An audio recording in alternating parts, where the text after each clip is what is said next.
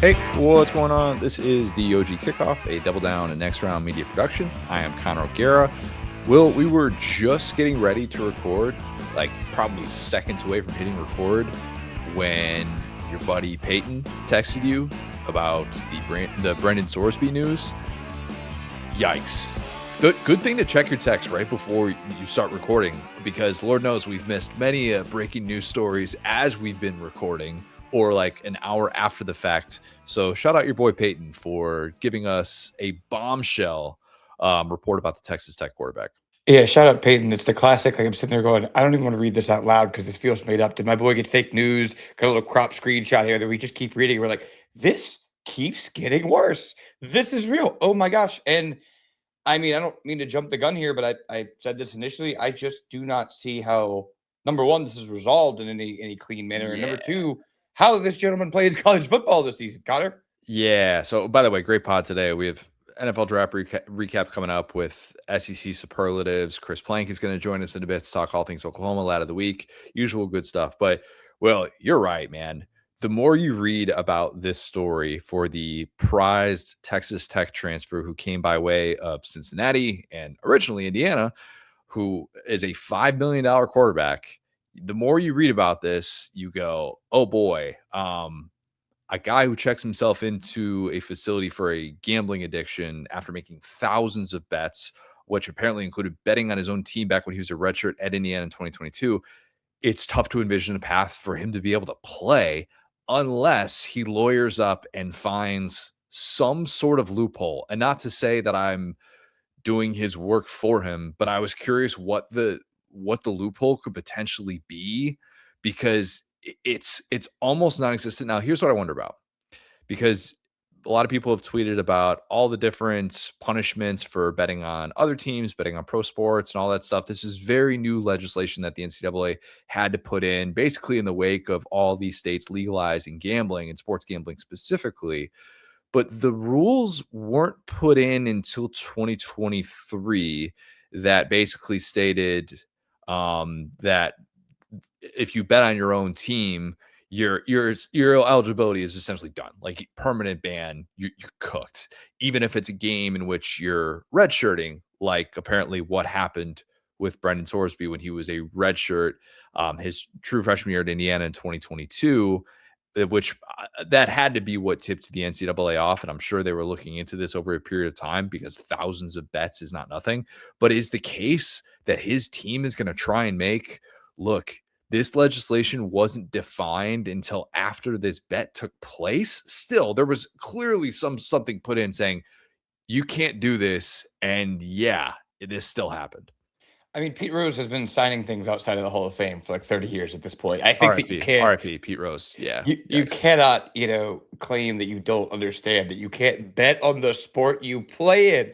I mean, like that to me is just like, again, it's addiction. All addictions are different, so I don't want to paint them with a broad brush. Like, obviously, it's something that I feel like if he could stop it, he would, because it was always going to get found out. It is obviously going to be very detrimental to his career, and at this point, a guy that has played some, Big 12 football or whatever, but not really reached the highest stage. So the defining thing of his career right now until we get this figured out, and it very much could be.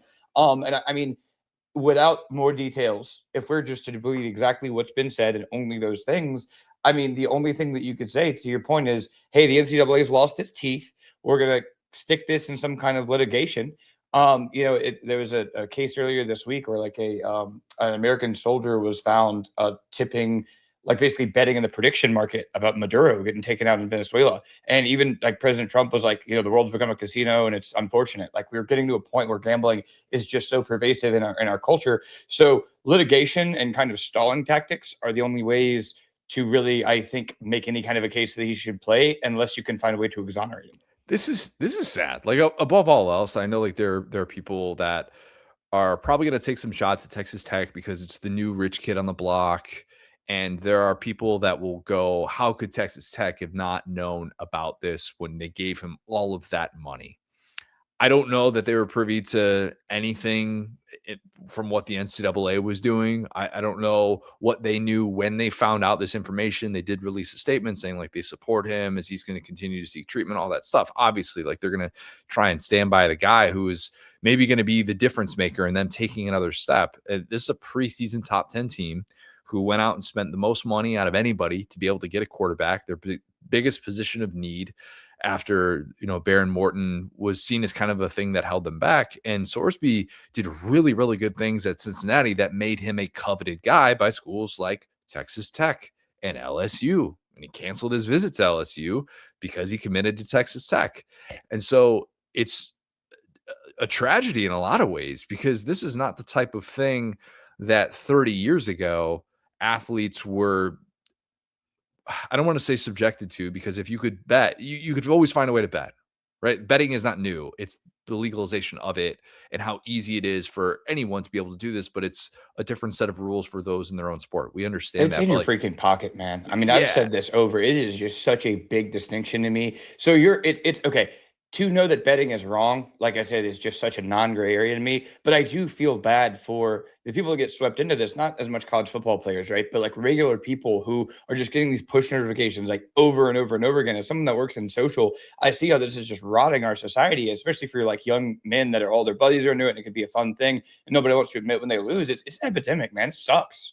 yeah, this sucks. Like, I want to see Brendan Sorsby play football for Texas Tech this year, and this doesn't seem like it's going to be a situation he could work around. Like, I guess never say never in this day and age, man, but this is sitting on a T for the NCAA. This isn't, did the school give him money that really was not necessarily NIL, rev share type money? And did they, falsify documents to be able to get him extra money? This isn't that.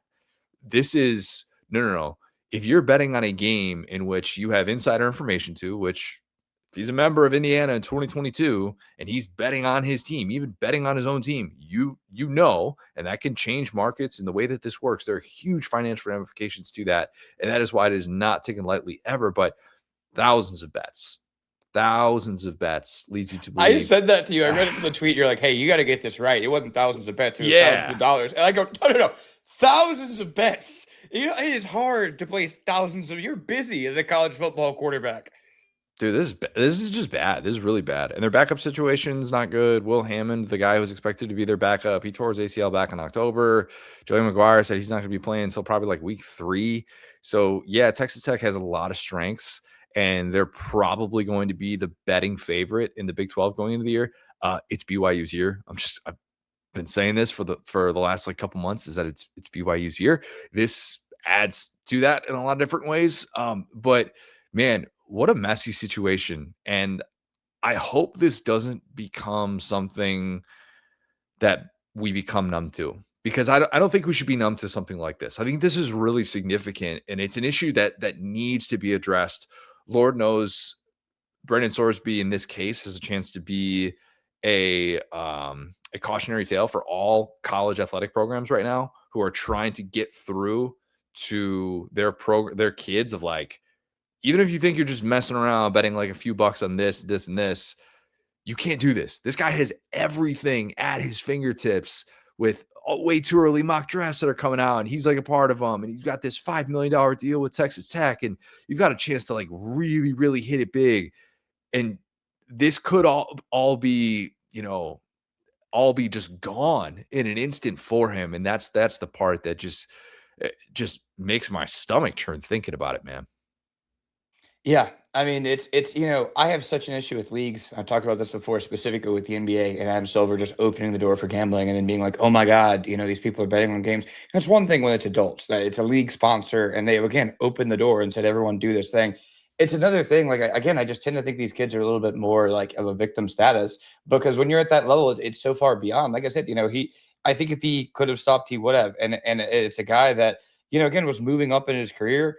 And so, I know we all love laissez-faire. Everybody do what you want. It's America. It's freedom. Like, we need litigation on this so bad, man. I mean, it's one of these industries that just benefits the worst people, billionaires, the people that are kind of pulling the strings behind the scenes. And it's not conspiratorial. Like I said, you are getting, if you guys want to watch videos on how the brain just gets short circuited by this technology, it sucks. And it's very similar to other substance abuse addictions and how the brain handles it. So again, like it's fine to throw down a couple bucks with your buddies. It's fine to do this stuff like we do on air, where it's like, hey, I gotta write a poem or something. Like no one's saying, don't have little friendly wagers with your buddies. But when it gets to these $1 billion, I gotta write a poem. What are you talking about? Oh, I just sing a song after. Remember when the Big Ten? Do that.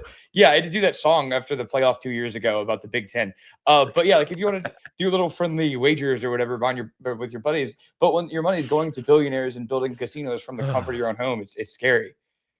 Write a poem. Didn't think you were going there. It was a song, not a poem, but in my mind, it was similar. It was Chapel Roan. Anyway, do you think he plays this year? I don't, man. Again, it's just it has to just be some technicality or injunction. And the reason why I just went left field Maduro and Trump is like, I maybe if we just get it stuck, I don't see this administration being the one that's going to come down and hammer gambling with the history of casinos and everything there. Maybe we just say we don't know. But then the problem that goes into is when you play a guy like that and just dare the NCAA, if it comes back against you, your whole season's cooked. All those that's games. The issue. Yeah. Like the NCAA, if this isn't seen as a moment for them to kind of like put their foot down against some of this stuff, then you open up Pandora's box. And that's my guess. I don't know that for a fact. We're reacting to news that came out 20 minutes ago. And so a lot of this stuff is people trying to figure out how this is going to be handled. It's certainly new from the standpoint. It's different than even the John Mateer thing, which that was maybe one Venmo transaction like one time. If you're already getting reports from Pete Thamel that the NCAA is looking into this because there are thousands of bets, that's a different story. And I'm not to say like one is like, I'm not here to say like John Mateer absolutely didn't have any of that in his background. Like, just don't assume anything when it comes to all of this stuff and what goes into it. But man, what a bummer. And I hope this doesn't become a new norm in college football. All right. We've got a lot of draft stuff to talk. A lot of draft stuff. We got some superlatives to hand out, Will. And I think we got to start with best draft goes to the SEC for having 87 players picked. New record. SEC broke its own record. Turns out the Big Ten wasn't ready to dethrone the SEC just yet, even after the Big Ten ended the first round streak. But do you want to mea culpa, Will? You want to? Yeah, I just felt like disagreeing with you. You dropped that stat again about the combine. Oh crap, I'm immediately wrong. But I just read with it. Sometimes I just like to disagree with you. So that the SEC had more draft picks. Again, all they did was shift the talent down. It didn't go away. It just a very historic year at the top for the Big Ten. But I think we'll probably be fine out here down south. Yeah. And I do think there is something to be said for like not having the top end talent. I do think that is a real discussion topic and something that we're wondering about a little bit more. But yeah, depth in the SEC apparently is still there, at least in the eyes of the NFL. Okay. Most baffling, Garrett Nussmeier going 249 overall to the Chiefs, man. Oof. I definitely thought he'd be picked day 2. Like, I didn't think he'd get to day 3. I thought this would be rounds 2 or 3. I thought anywhere between quarterbacks 3 through 5 would have made sense. I definitely didn't think he'd be picked after Florida's punter and kicker. Not a prediction I thought I was going to have to make going into the draft, but in hindsight, maybe I guess I'm probably smart for not having made that prediction. But when you start to see guys like the aforementioned Baron Morton coming off the board before him, you're like, wait a minute, what? Like how even Kid Klubnik coming off the board before him, I was like, come on. I don't really see that in the eyes that others did. At one point, Will, and I'm sure you picked up on this too, the Saints were on the clock like late day 3. And I'm thinking, all right, come on. Everybody knows his dad. Come get me. Please. Seriously. I'm scared. Like, dad, you're going to help me out, right? If his dad isn't even going to bail him out, that's kind of telling. And the physical concerns like clearly are there with him because there's just got to be some the underlying issues of like, the knee stuff and everything that went into. I think there was stuff about too it wasn't just the way in which he recovered from that core injury, but the way that it was going to impact some potential spinal issues that he could have. And like, I don't know. It's tough for me to sit here and just default to that when we saw him look really good at the Senior Bowl when he had a chance to get healthy for a little bit. This was a guy who obviously last year being mocked by some was number 1 overall. And I do wish that he could have taken a medical redshirt. If we could just replay his season, watch Michael Van Buren with a lower expectation LSU team go 8-4. Everybody kind of understand like, all right, but 2026, Nussmeier's back and healthy, different story. And instead, that doesn't happen. And he goes in the 7th round to the team that's got the best quarterback on the planet. Though, worth noting, obviously, Pat Mahomes coming off the ACL. Justin Fields is in front of him. Fields probably is going to win that job somewhat easily, but he subjects himself to a lot of hits. And there's games in which, trust me, I know this, Justin Fields can't complete a forward pass sometimes.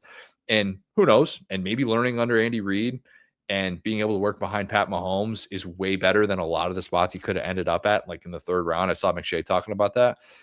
Still a wild fall that I couldn't have anticipated even going into the weekend.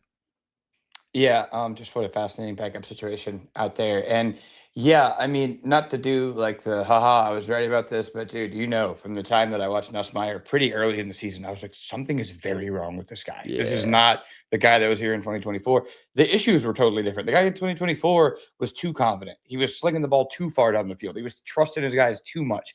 And then you just come to this point in the season, it's like he doesn't trust himself. He looked like 2020 Drew Brees, like a dude that couldn't get the ball past 15 yards down the field. We'd showed the spray chart, and it was very obvious. Yeah, and I'm going to do a little bit of document terrorism here because I think the same thing is true with McCoy from Tennessee, where it goes, hey, these injuries that we're just not used to seeing can be so devastating for your draft stock, because if it's, oh, this guy had this injury and we know he came back and he could be like this guy, it's very easy to comp this. But yeah, he apparently had a cyst on his spine. Yeah. Apparently it was a worse situation than what we thought. Maybe not worse. That's the thing. Maybe just different. Maybe it just wasn't a situation that we had seen before that team doctors felt comfortable with. So obviously, that's not his talent level.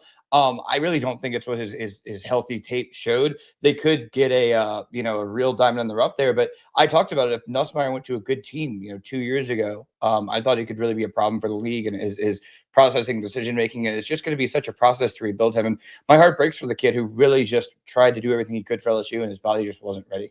Tried to do everything the right way. Stayed at LSU when they brought in a new coach. Came back for another year when there were people saying, "Man, maybe a late 1st-round pick." Last year's draft, we had Hester on saying, "How high could he have gone in this quarterback class that kind of lacked some of those top end options?" And then, to see it happen the way that it did, just the worst possible outcome from a draft fall standpoint. But again, like, it just depends on the situation you go to. We knew he wasn't being drafted as a starter, so maybe that is the blessing in disguise. Lord knows Quinn Ewers was a 7th-round pick last year and started multiple games for the Dolphins and actually had a chance to showcase his abilities. Rattler the year before, not a 7th rounder, but a guy that was picked way later than initially expected and ended up at least getting a chance to start. And that's kind of all you can ask for in this day and age. Even if you're a 1st-round pick, you're not going to get 3 years of grace. You can kind of only ask to impress the coaching staff and impress management with a handful of starts. So maybe that's going to come for Nuss, but man, it just did not happen. Okay, so you brought up McCoy. He was my next up here for most maddening. Him falling to the 4th round, man, brutal.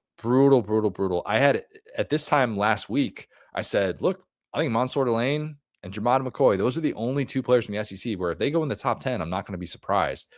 Delane goes 6th, and then McCoy goes 101. And we hear that there are still concerns about the knee. It's a degenerative knee issue. I don't know why I can never say that word. Degenerative.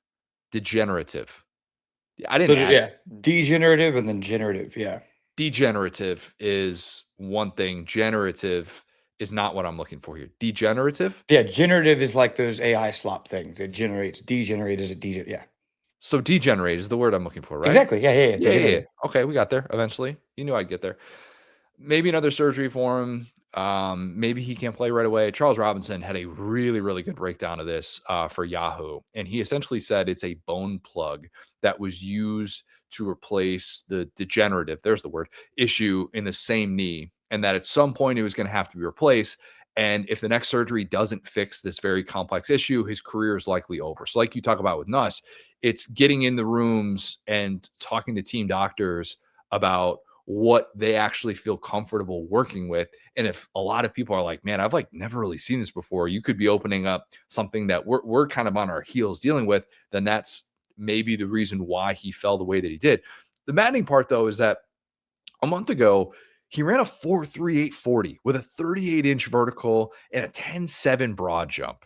All right. And the takeaway at the time when he goes through this pro day and puts up these great numbers is like, man, it was great to see Jermon McCoy looking like Jermon McCoy. Great for that kid. You felt like, oh man, he saved his draft stock by being able to do this. And then like a few days before the draft, you just start to hear rumors. He's probably going to fall a little bit. Teams kind of putting him later in the first round. And some of these last mock drafts that are coming out. And then you find out, wait a minute, it's going to be even worse than that. And I thought that was just going to be a smokescreen. I really did. And then people are actually concerned. But even if he's unable to play this year, Will, and you have that surgery, he's not worth a day 2 pick after how good of those 2 seasons he's had are. Because if this issue is something that really is going to potentially be a question mark down the road, you can acknowledge that while also addressing he's awesome when he's on the field. In the NFL, like the people that are saying whether or not he can play for a second contract, why do we care about this so much? People are so obsessed with what's the second contract going to look like. I just hate that discussion so much with like a draft pick and whatnot. A little bit different, I guess, if you're talking about a quarterback, but it just felt like Nakobe Dean all over again. You know what I mean? And by the way, Nakobe Dean, 3-year, $36 million contract, $23 million guarantee that he just signed with the Raiders. He's definitely had injury issues, but he was also a starter for a Super Bowl winning team, though he couldn't play in the Super Bowl because he was hurt. You get what I'm saying? I would still think Nakobe Dean was worth the draft pick when the Eagles got him when he did. I hope Jermon McCoy is worth the draft pick when the Raiders took him with the first pick on day 3. I just hate the whole like, oh, what's it going to look like 7-8 years from now? All these guys are just trying to operate for 2 or 3 years and just figure everything else out because all of this stuff changes over anyways. So I don't know. I hope Jermon McCoy makes a bunch of all-pro teams. Yeah, and it's interesting because we talked about this kind of after the draft, and I made the point about, okay, going back to Nnamdi Asomugha, these bigger corners that they got to flip their hips and change their kind of direction, and when their legs start to go, it's a bit of a problem. And that was before I knew about this issue. And I think just what it comes down to is you can't have a guy putting up a 0, and if he has to have it replaced, if the second thing doesn't take, and if he has to medically retire, then as a GM, you're going, that's a 0. It's not okay, maybe this guy can work back. Let's believe in him. Being a GM is pretty fundamentally selling hope. It's, we didn't make the playoff this year, but next year we got this guy coming back. We got this. We could just hang on to me for another year. I promise, bro. It'll be fine. And so, yeah, that being said, I kind of get it. It sucks for the kid, but I think until he could prove that he can consistently be healthy, it's just that type of thing that could just take him out of the game forever, And I don't know. I get the risk. It's easier for me to say that, but if I'm one of those teams picking on day 2 or day 3, I get it if you don't want to invest first round capital because you're right. If you have a 0 for a first round pick, that gets you fired. I totally understand that. But like day 2, day 3, you're telling me I could have the best corner in this draft? Like I don't know. I thought that was too enticing and it was maybe a little bit too reactionary. It's the type of thing where if this had come out weeks and weeks earlier, I think that it's probably a different discussion, but instead it comes out a couple of days before and everybody is reacting to that more so. So I feel for the kid because I'm sure it was hell waiting. It had to be just absolutely brutal waiting it out when you felt like you checked all of these boxes only to be told, nope, you're going to have this issue hanging over you. So awful. Okay. We will get some positives eventually, but I do have another negative here. Most unbelievable draft pick that you would have never believed 3 years ago. Harold Perkins going in the 6th round. Sorry, Will. Sorry. Talked some Bauer Sharp earlier. We're going Nussfallen. We're going Harold Perkins. And you at least spared me that he's going to the Falcons. All right. That's the real crime here is that it was the Falcons. That if he is successful, it's going to be against the Saints twice a year. Bauer Sharp coming up with our interview with Chris Plank. For 3 seasons at LSU, Will, the entire conversation, what position does he need to play? Does he need to play off-ball linebacker? What's it going to look like? What's his snap distribution going to be? After all of that, he was still considered a man without a position. And he's now just going to have to fight just to be able to make an NFL roster. See ball, get ball probably would have made LSU better. Could have given him an obvious strength. And instead, I think he had too much bad film. This year, 340 coverage snaps compared to just 79 pass rush snaps. His freshman year, when everybody's like, oh my God, Harold Perkins, future number 1 overall pick. Yes, we know the size, but that year, he had 163 pass rush snaps compared to 130 coverage snaps. Yes, he got better in coverage. Still, the best thing that Harold Perkins does is to line up off that edge and go, I'm going to get to the quarterback. I understand that the 2024 ACL thing probably hurt his development. If you can replay his career, maybe it looks a little bit different if you're able to give him those reps back. It just always felt like LSU was trying to do the NFL's job when it should have been able to harness that extremely unique skill set to make the team better. And while he still had another year of eligibility, like he technically still could have come back for 2026. I don't blame him for not coming back to LSU or not coming back to college football and just saying, you know what, I'm just going to go. Like I've played probably enough football at this point at the college level to just be like, my draft stock, maybe it isn't going to change at all. And I don't know. I just feel so bad that guy went from being one of the most like can't miss guys who was going to be just a terror in college football. People are comparing him to Michael Parsons early in his career, different physically than Michael Parsons. I get it. To being a 6th-round pick, they're like, oh yeah, Harold Perkins was in this draft. That stinks. Yeah, and I said this after the A&M game, but my heart really breaks for the kid because it's one of the few players I could ever look at and say, you made the wrong college decision by coming to LSU. And it sucks. Wow. Because I don't know if I've ever heard you say that. Yeah. I mean, well, that's the thing about LSU. We talked about it in the 2011 game with Marler, is that guys would come to LSU and they would kind of be hidden and they would outperform their draft stock. And they would be like, wow, we're hiding this kid. And with Harold Perkins, I mean, the coaches just failed him. Matt House failed him. Brian Kelly failed him. And there wasn't enough time I think Blake Baker could have done great things for him, but he was only there for a year. And to your point, I said, going to his decision. Well, 2 years with Blake Baker. Oh, no, because you're right. You have the injury. So it is 1 year with Blake Baker. Yep. Dang, you're right. Yep. That's the thing. It's like you get injured. I was like, hey, love Blake Baker, but probably don't come back to LSU if you're going to come back to college. I think he probably should have, now that we have hindsight, right? And I kind of said that at the time, is that at this point in your career, if this was the NBA, you can go one and done after your freshman year. Get out of here, dude. We've seen enough. We have the top end. But with the injuries, with his struggles to kind of produce stuff, I mean, there were points of this year where he was just actively not a good player. The A&M game comes to mind where he was just lost in coverage so many times. So it was just a guy that the system didn't work for him, and he regressed. He got worse, not better. And when he was good, to your point, it was really just with his physical skills that he showed up with. So yeah, I think he has all the talent in the world. He's a little bit small, but outside of that, he's got that dog in him. He's got that Bobby Boucher in him. I'll really be rooting for the kid, even in Atlanta. Just think about how difficult that would have been to prepare for if he's got an even distribution of coverage to pass rush, and you're lining up on 3rd down, and you see that guy off the edge, and you're like, has my right tackle been good today? My left tackle, we gave him a lot of NIL money. Can he stop Harold Perkins? We're going to need a chip. Do I need to shift the protection? He just changed so many things for what an offense probably had to do. And I just I look back on his career, and it's just a bummer. It's an absolute bummer. All right, well, most awkward. This is obvious. Hand up, missed this the other day. A lot of stuff going on Thursday night. We missed this. Sean McVay's handling of the Ty Simpson pick. We got to talk about this.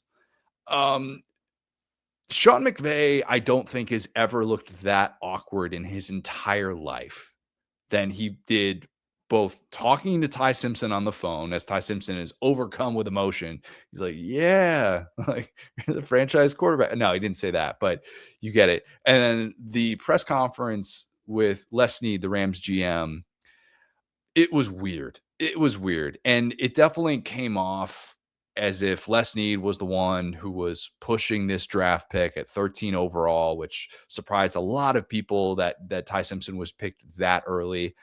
And I will say it is insane to just think at all that McVay would have no say whatsoever over the Rams finally having a 1st-round pick, and especially a quarterback. But you watch his reaction, and you can't help but wonder what in the world was going on with this discussion. McVay then tried to do like some damage control during the draft, and he said he was just trying not to do wrong by Stafford. Oh, by the way, the guy that won NFL MVP last year. It was all just awkward. It was really awkward.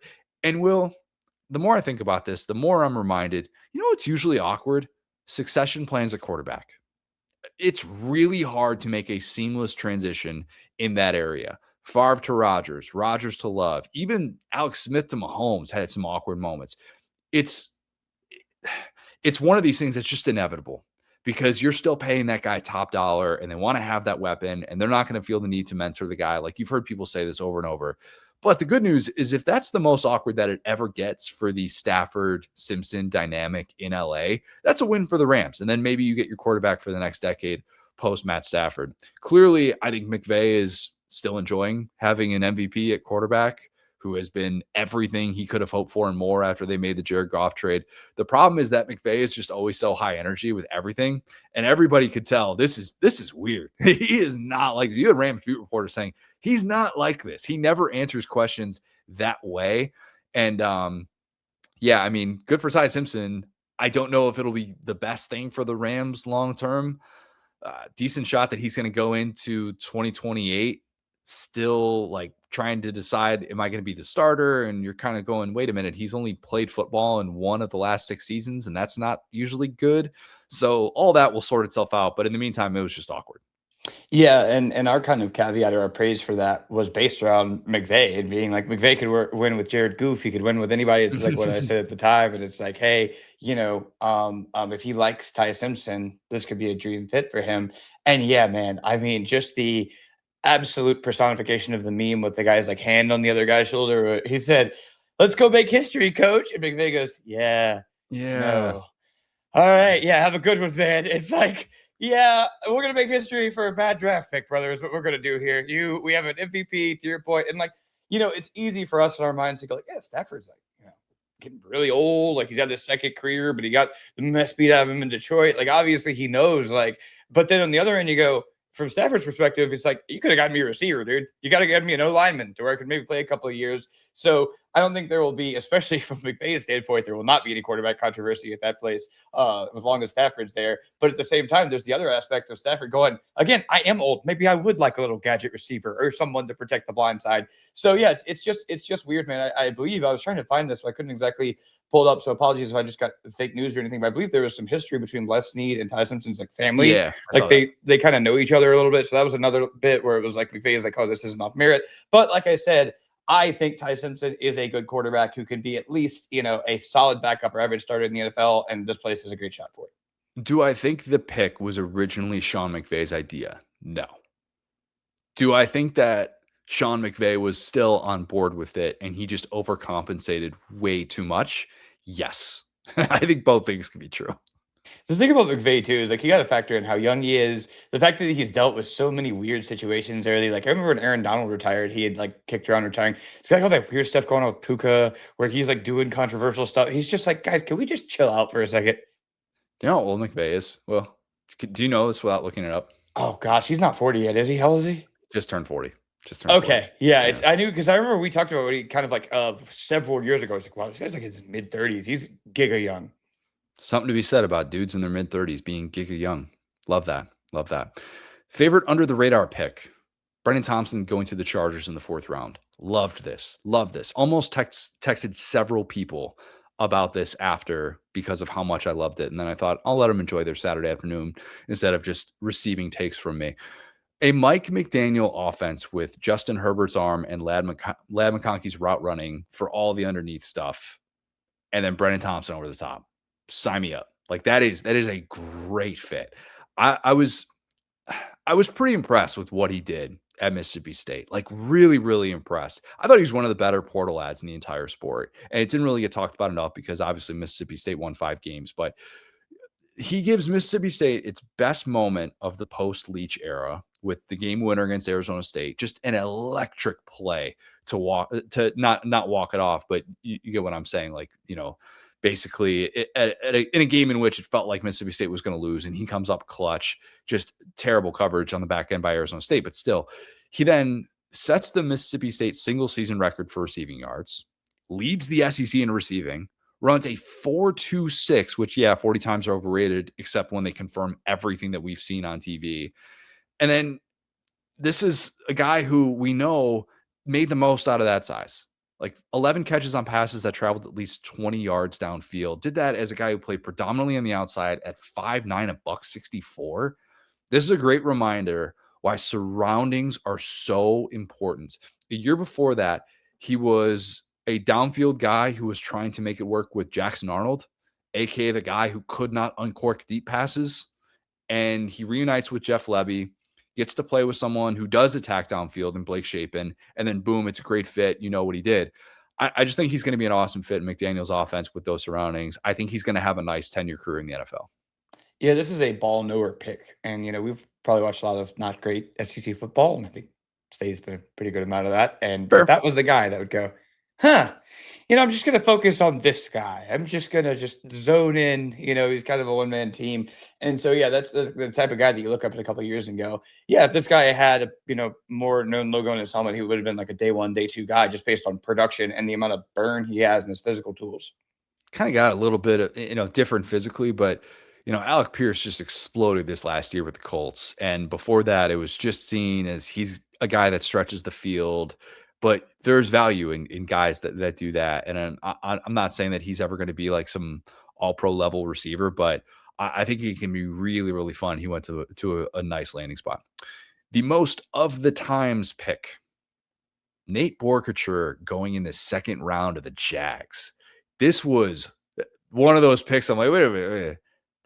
This is the second round, right? I didn't.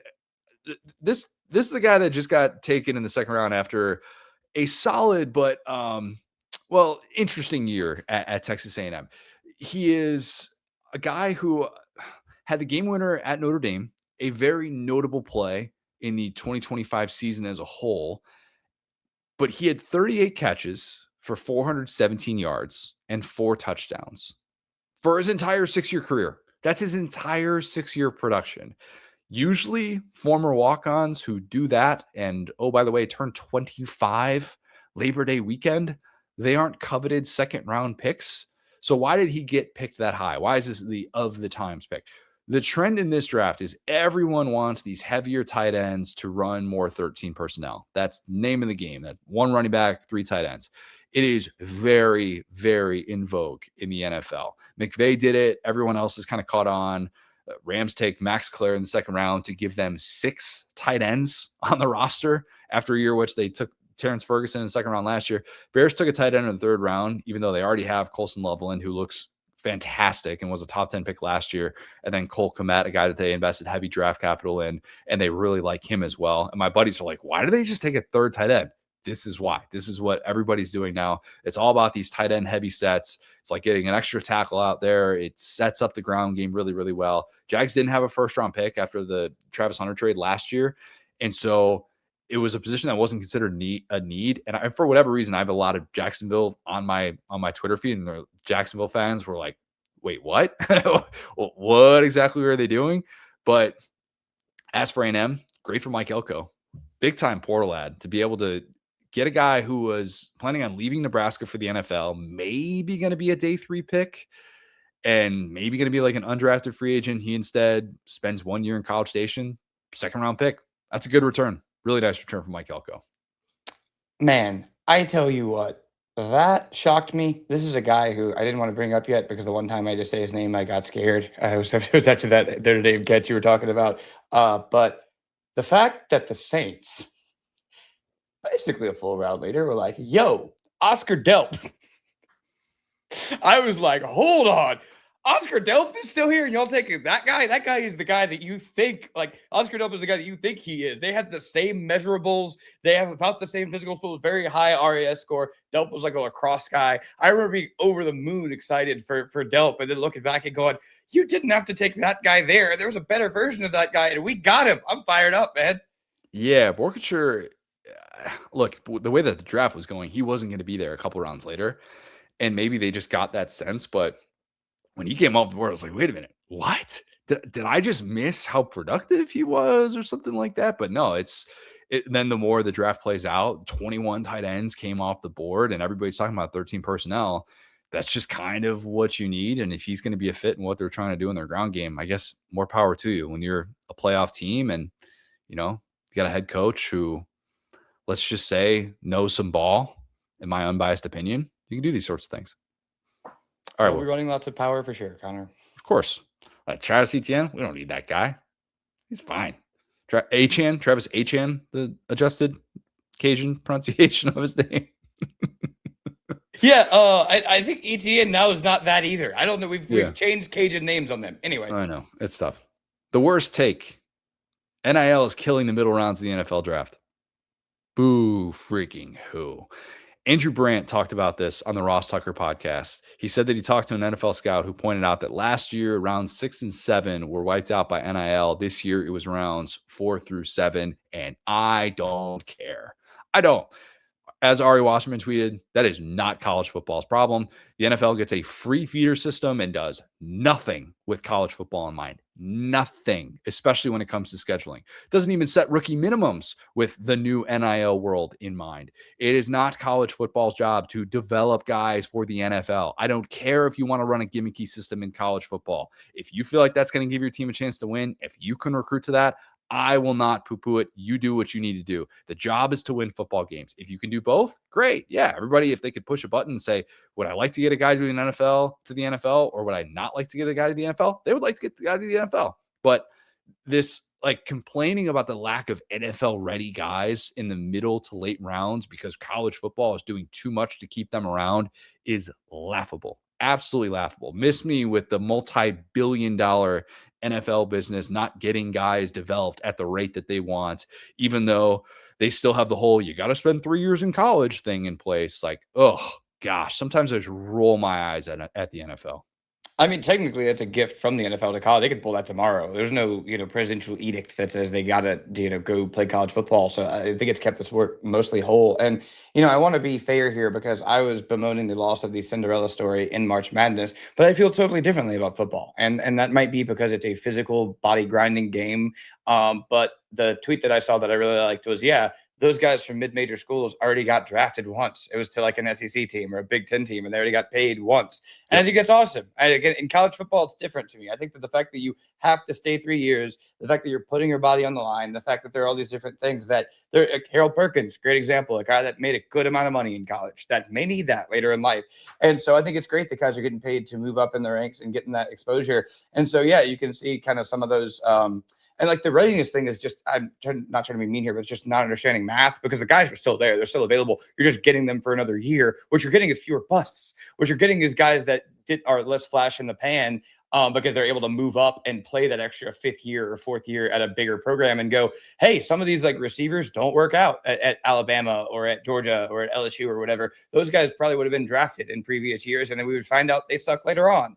And so, I think it just kind of works for everybody, except for the smaller schools. And that's tragic to them. It's tragic to their programs. And we've talked about that separate issue of the financial side of being a mid-major football program. But for the kids, it's awesome, and I have no complaints. Yeah, Cole tweeted about that, about how there was only 3 non-power conference players selected in the first 3 rounds, which is nuts. I've talked about the stat. There was the Boise State offensive lineman was the only group of 5 underclassmen to declare for the NFL draft because you're right. They get drafted by the SEC team or the Big Ten team or whoever that is willing to give them that type of money. And yeah, it is a good point. It's okay, so you're now getting a guy that's 23 or 24 years old who's played at a few different schools, maybe he's played at some different systems, but you're also getting probably an older player. So you're complaining about what? Spoiled. Very, very spoiled the NFL is sometimes. The toughest look, Diego Pavia going undrafted. But the tough look was the story that came out after. The very incorrect story that came out after. And everyone misunderstanding a very key element to Diego Pavia getting undrafted. Not a stunner to see a 5'10 quarterback go undrafted. I know everybody's talking about, hey, first Heisman finalist since Jordan Lynch to go undrafted. Schefter's tweeting out Diego Pavia with the picture of him holding the Heisman. And I'm like, Schefter, do you think that Diego Pavia won the Heisman? Because he didn't. Did you think that Penn State running back was actually from this era of college football? Because he wasn't. But anyway, everyone is going to dunk on Diego Pavia because it's just the low-hanging fruit. It's just sitting right there. The tough look was what Mike Florio wrote on Pro Football Talk. This column about how Diego Pavia could have used an agent after all. The problem that, as many pointed out, is that Diego Pavia said with John Gruden when he went to the quarterback camp that he didn't have an agent, but that was while he was in college. He didn't want someone taking 10% of his NIL money, and I don't necessarily blame him for that. Diego Pavia had an NFL agent. It was Malkai Kawa, who represents a lot of people in his spot. Florio then learned that information, but instead of just scrapping the column altogether, which is what you should have done in that spot, and writing a mea culpa saying I was wrong, he instead posts this update at the end of the story. Well, this is weird. Pavia said he doesn't have an agent within the past month. NFLPA records show that he hired an agent in January. So basically, I don't know what the hell is going on. In parentheses, it's a common feeling for me, I know. I'll tell you what the hell's going on, Mike. You read the tweet from Gruden's Diego Pavia interview, which was misleading. It said, quote, "Did you know Diego Pavia is his own agent?" It should have said, "Did you know Diego Pavia was his own agent?" Florio got duped by that tweet, and because he took the low-hanging fruit of trying to dunk on Pavia, he cut a corner. He didn't listen. If you listen to the full podcast clip, you know exactly what he's saying. But the tweet was just that, and you could easily be duped by it. And instead, he gets called out by guys like Trey Wallace and many others who are like, that is not what happened at all. And why can't you just admit that you were very, very factually incorrect by writing this? Yeah, I mean, wow, past tense verb is what gets a great sports writer like that. It's very funny. Great for the, but anyway, yeah, I think it's gosh, man, you never at this point, hard to feel bad for Pavia. But it's funny, there were two fake stories about him. I was talking about the fake story, the fake Instagram story that got circulated of him saying like bleep the NFL, and that wasn't real. But then there was also another fake written story that said that. So like guys are just rooting against him, and he's done some of that to himself. But it is kind of, I mean, in my mind, it's actually kind of a smart move, a smart business move to say, hey, I'm Diego Pavia. It's for the same reason his DMs were closed. If we try to get him on the pod or something, he was locked in doing football stuff, and he didn't want to be Johnny Manziel like on the way that he was partying and stuff in season. Now some of that stuff kind of got the best of him later in the year, right? But 10-win Vandy team, whatever. So yeah, I think that something that could be seen as a positive for him as a leader got spun to be a negative because people just don't watch full interviews. It's kind of interesting when everyone's going, oh, well, you fell for the headline. And it's like, you could have just watched the whole video, man. You didn't even have to watch the whole video. You just had to watch the whole clip. Watch the clip that was in the tweet you were referencing. That's a good point. Yeah. 80 seconds. 80 seconds was all it took to understand, like, no, this is exactly what it was. The problem is if you just read the tweet, you're going to be like, oh, wow, what an idiot. And then you just put that in your back pocket and you try and dunk on him. But yeah, Diego Pavia goes to Ravens minicamp, and who knows, like Lamar Jackson once upon a time, first round pick who Bill Polian said that he shouldn't be playing quarterback, and things worked out well for that guy. Probably going to work out differently for Diego Pavia, but let's at least be right. Come on. Bad. It's actually kind of unfortunate because they already have a guy who's a better runner than him. Kind of the skill set I feel like he could bring. Like you go to a Chargers or something, it's like, oh, you could be our change of pace quarterback with Lamar. It's like, why are we taking him out, dog? He's kind of better at everything. I'm just saying, if Taysom Hill can exist, Taysom Hill different physically than Diego Pavia, you know that. Never say never. Most annoying early take. Next year's draft is going to be an all-timer. We love to do this. It is our favorite thing. Whenever there is a draft that does not have this bevy of elite quarterback prospects, we automatically go, just wait till next year.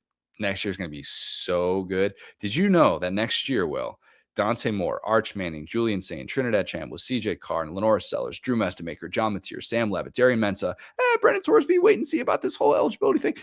All those guys are going to be first-round picks. Every one of them. 12 maybe? 11? I don't know. Why set a number? They're all going to be amazing. Nobody's going to pick them apart. Here's how this is going to work. Half of those guys will get ripped to shreds and taken out of the round one conversation entirely over the course of the next 12 months.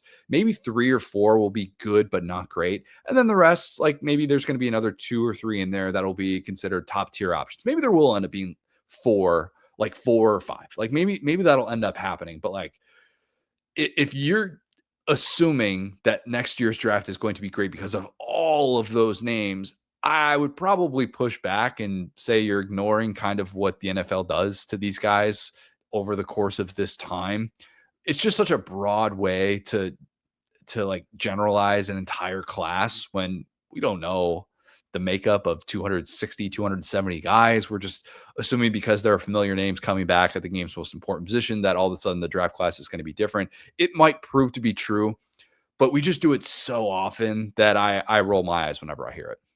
Yeah, I think there is one distinction here though, because you're right. We fell for it as far as the Garrett Nussmeier, Lenore Sellers, and at the time Arch Manning, right? When it was like, oh, he could leave, he could come back, and then those guys coming back and falling in the draft and whatever. But that being said, this being the presumptive Arch Manning year, I think is enough to make teams lose on purpose. I think that's something we didn't have this year because I think this year's quarterback class fell off so quickly. It was like, hey, you're not there's nothing there for you if you lose on purpose. I think that Arch still has the physical tools and the Manning brain that will make some team go, yeah, we'll just sim this season. We'll just punt this one. So you're right. I mean, but again, you look through these guys, and I can easily pick out like big holes in these guys' games. Trinidad's a little bit small. I'm not going to go through all of them. Like I say, Julian Sayan has been consistent. Dante Moore, whatever. But that being said, Manning is still this one where it's like teams are going to tank for that guy. Do you think teams successfully tanked for the 2024 class with Caleb, with Bo Nix, with Michael Penix, with Nine? With all of those dudes, with Jaden, do you think teams tanked? I didn't really follow the Bears like that. Did the Bears tank? No, they just sucked. They had too many tight ends. They're naturally bad. It worked out for them. They got Caleb Williams. They then got Ben Johnson. I think that mattered for them. I think getting that number 1 pick was a huge deal. Do you think teams tanked for the 2020 draft with Burrow, with Tua, with Herbert? I got to go back and look at that. I think there have been drafts, but this is more similar to like Andrew Luck to me, where it's like this is a prospect that is like if you take a gamble on a Manning, it doesn't work out. It's different. Suck for Luck was catchy. I was there. I interned for the Colts that season. I interned for the Colts their Suck for Luck season. I was at every single one of those home games wherein Curtis Painter was making me not want to watch football. It was making me fall out of love with football. Purdue legend. That team did not tank. That team did not tank. Well, they just started Curtis Painter. They'll do it. That's what I'm saying is that I think there will be a race to the bottom in the way that there wasn't this year, because I think the difference between 1 and 2 is going to be big for at least NFL minds because I don't see it there with this next guy, whoever that would be. Yeah, week 16 through 18 is, I think, the only time in which you're right. You're right in that NFL tanking is very different than NBA tanking in the way that it'll play out. It would still surprise me if we're hearing week 8, week 9 of the NFL season, this team's tanking. It's all about Arch. Arch has shown them enough. It's mid-October. They feel like they've got their guy and they need to just mail it in the second half of the season. I don't think we'll see anything like that. Yeah, and really quick, sorry not to drag this out, but I feel like that was what was in the old what's his name, Flores' lawsuit against the Dolphins was that they were trying to take for that. But anyway, it's going to be an interesting one to see how this one plays out. They got 4th pick for Tua, right? Like I don't know. But I think that's who he got hurt. There was a match being hit. Anyway. Yeah. All right. Most likely SEC player to be picked in round 1 next year. Arch Manning. It probably is. No guarantees in the sport. The better question might be this, Will. Archie went 2nd overall. Peyton went 1st. Eli went 1st. Will he be the 4th Manning to go top 2? Or so you could say like, I'll take 1 and 2, or essentially that's the over under, like 3 versus, 3, the rest of the draft. Which side would you land on? I think he's almost a lock at number 1, maybe even with an injury. Here's a thought. Me and my buddies were kicking around the other day. Will there be a list of teams he doesn't want to go to? That's a great question. I think with how many downtrodden franchises there are right now that have unsettled quarterback situations, that's going to be the storyline. I agree with that 100%. Of like, what is the Manning family doing behind the scenes to make sure that he ends up in the right situation? I do think some of that stuff can be overblown at times. I hated it when it came out with the Bears. I totally understood it because I wouldn't have wanted to go to the Bears when I was Caleb Williams in that spot either. But I do think that that's going to be a topic of conversation. And there could be some posturing there. The way too early mocks that I've seen so far haven't been universal for Arch at number 1. CBS did have him at number 1. But he's going to be dominating the conversation. Like we knew that was going to happen. And, kind of bigger picture with the SEC, Will, we talked about the 1-year trend of the SEC and the top level talent. Maybe you could argue last year with all the tackles being kind of the first guys off the board that the SEC was kind of lacking some of the sexier top end talent of the NFL draft. It looks very, very early on like that conversation is not taking shape in 2027, but it's very early. The CBS mock had Arch, Dylan Stewart, Colin Simmons, Cam Coleman, and Trevor Gooseby going in the top 10. My biggest takeaway from looking at that, actually, you know what? I'm gonna ask you about that I'm gonna pivot to something else. But before I move on to that, do you look at some of these way too early mocks and think, oh, the SEC lacking top end talent is going to fade, and next year will probably change that conversation? Yeah, I mean, again, and I was just loud wrong for no reason. I should have just agreed with you about the overall, metric of talent. But just because guys don't go in the first round doesn't mean that they aren't better players, right? Some guys just shouldn't be first rounders. And so I think that the SEC still churning out the amount of talent that they are. It's just a numbers game. I'm gonna completely pivot from what I said about the draft invites, because hey, there's still the teams that are recruiting on Combine this invites. level. Yep, there you go. Sorry, the combine invites where it's like, hey, there's still no teams that are recruiting at this level. I think they're always going to be trenches guys. I wouldn't say offensive line players. I got a great place in the SEC, but to your point, some of the skills guys are kind of getting there. So, and a lot of the guys are transferring in, and those guys are finding success and getting moved up. So, yeah, I think it's going to be another great year next year. Well, my biggest takeaway from reading some of these way too early mocks, I am more convinced than ever that 2026 is the defining year for Steve Sarkisian in Austin. I am. It's not a hot seat year. I'm not saying that. It is if he can't get to a national championship game with this talent, when will he type year. You've got top 10 projections for your quarterback, your top portal receiver, your anchor left tackle, your game wrecking edge rusher. Four very, very important spots if you're going to win a national championship, if you're going to get to that level. In the post Vince Young era, Texas has had just 2 top 10 picks in the NFL draft, which is stunning. Bijan 2023, Kelvin Banks in 2025. They might have double that in one class alone. Again, like, it probably won't shake out that way. That usually doesn't end up happening, but still, I'm looking at the top end talent that Texas has. And we're seeing Biles in there as well, the transfer linebacker that they got from Pitt. Like, Ryan Wingo is showing up in some of these mocks as well. Man, Texas has no excuses whatsoever going into this year. And I kind of feel like it's only going to add to the preseason conversation and maybe even the post 2026 conversation surrounding Sark. Man, I just cannot disagree with the 9-game conference schedule more. I look at more and more of these schedules, and I'm like, what were we doing here? Because yeah, this is an absolute meat grinder of a season. And Texas got the accusations of, oh, they got an easy schedule because they were bad coming in. Because again, the SEC famously did that whole BCS reminiscent metric where they took your record from the previous 10 years. You've heard it before, right? So they did that for Texas' first year. Then they just ran it back and flipped home and away. So Texas kind of ended up with 2 pretty easy schedules. The big question was, who did they beat that was good? Well, we will not be able to ask that question after this Texas schedule. They are getting a prove it year with Arch's last year in just a meat grinder. You got some at LSU, some Ole Miss, obviously OU's on there, some at A&M. Can't be scared of them until it happens. But yeah, I mean, again, starting off the year with Texas State, which is no pushover, and then Ohio State again is just like it's going to be tough for them to run at Tennessee too. It's going to be a gauntlet year for them, man. Going 10-2 with that schedule probably wouldn't make people buy into Texas more, but you can go 10-2 with that schedule and still feel like you're really battle tested, and maybe your collection of talent, because it does look to be top end. I'm not saying it's 2024 Ohio State, but maybe they do end up being that team that, man, if they can just get into the field with some of the guys that they have, all of a sudden you're looking up going, well, I don't want to play them with extra rest. Texas is going to have a lot of pressure on this season. Last thing, Will, we have some humbling results from a draft that we did at this time last year. And we shared this not too long ago, what this was, but just a reminder, we did a draft of the SEC players who we thought would be picked in round 1 of the 2026 NFL draft. Your list last April was Arch Manning, Caden Proctor, there's a hit, Centarian Perkins, Nick Anderson, Parker Brailsford. 3 of those guys went back to school. So, but it was for 2026. So it's still, I guess you can still kind of sort of feel okay about it, but it was supposed to be for 2026. My list was Garrett Nussmeier, Anthony Hill Jr., Keldrick Falk, 1 hit, LT Overton, Jermod McCoy. We each got 1 out of that.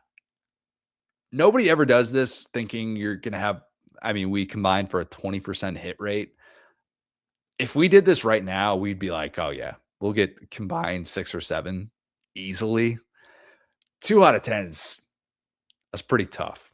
That's pretty tough. You know what's so funny about that, man? I said at the time, Caden Proctor might be the worst player in this list. Now, that's not true because Nick Anderson's on this list. But I was like, somebody's going to reach on him in the teens. That was the easiest one of all time for me. And I literally was like, he's going to be a project. He's not going to get better, but he has the size. And what did we just talk about? They traded it got him, and when there were better tackles available, just like that. But again, just over in the other ones. Thought that Brailsford would get a little bit more love because I didn't imagine the Alabama line would struggle like this. I thought he would also get the Proctor treatment and kind of get like pushed to the front for the Bama stuff. And then Perkins is a weird. Perkins played well. I that's the thing. It's interesting that that he didn't actually come out and do that. But yeah, I'm still very high on him. So there's a couple of weird ones. Like I said, Manning we thought was going to kind of come back or was going to come out, but yeah. I didn't think Manning was going to come out. That's why I hated that pick. That's actually a really good point. Yeah, at the time you said that. And I mean, it's very interesting to see what goes into those decisions because you're right. I mean, most quarterbacks do, but he has that didn't hurt him for the NFL check. I think I took Nussmeier first. He was the first overall pick in that draft.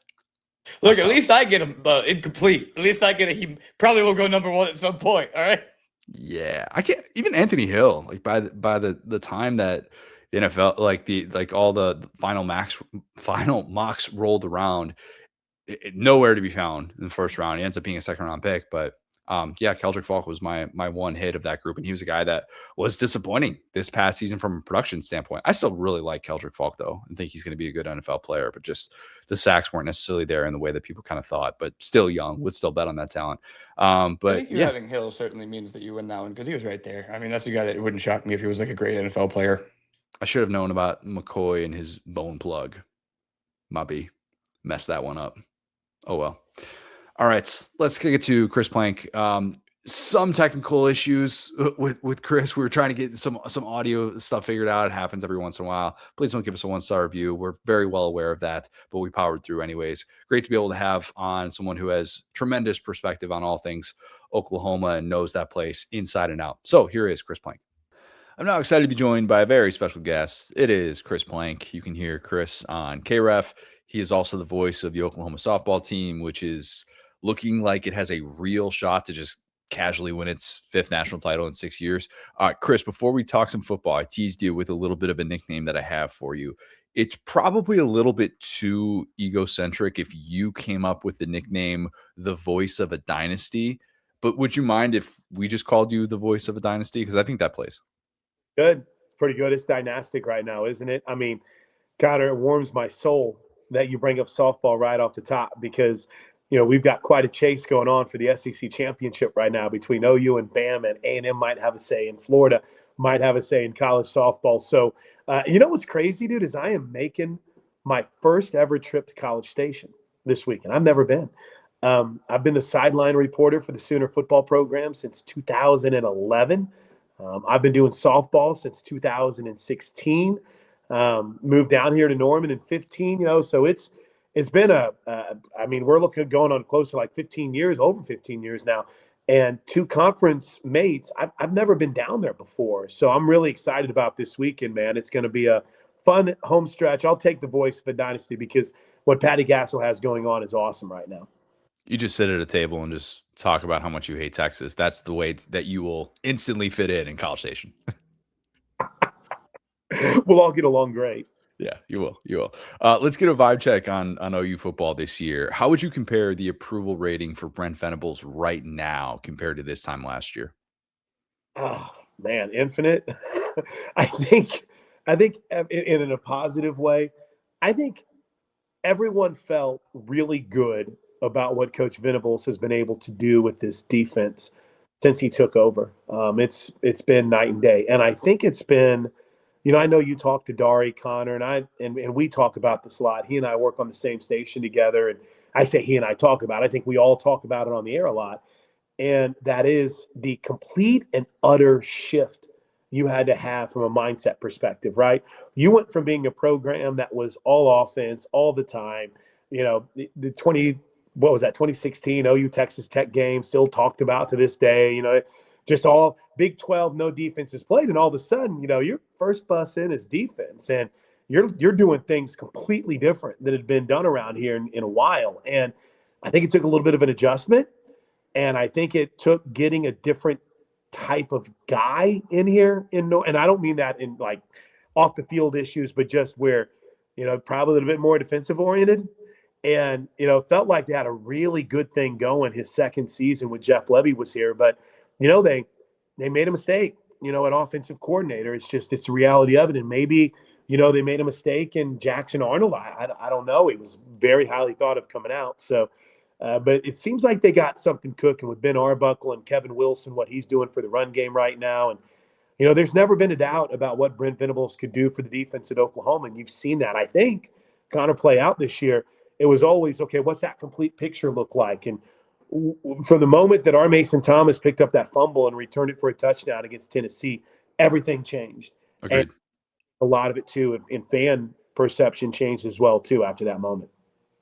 He had, I think, last year, so I did the 10 worst contracts in college football. I had Venables third on that list. And when we do this list again on Friday, spoiler alert, that's going to be coming out really soon, he's not going to be in the top 10. And there were 7 playoff coaches who made more than him last year. And I just think that the games that he won changed things, that Tennessee game being one of them, but obviously like the Jackson Arnold breakup game, the huge headline early on with Michigan, going on the road and winning at Bama. And even though it ended the way that it did, and you didn't have the Texas win necessarily to be able to brag about, like, I just think that getting a coach in this era who can get to the playoff at less than $8 million with all the money that you can use for the rest of your roster, I just think that's a bargain. Is that kind of a fair take? And does that become more of a growing sentiment? I think so, 100%. I would also add, you weren't wrong in how that contract was viewed at all, Connor. I don't think you need my vindication or my verification for your vindication or anything, but I will say the fact that he turned and gave some of that money back to NIL, I thought was a big deal.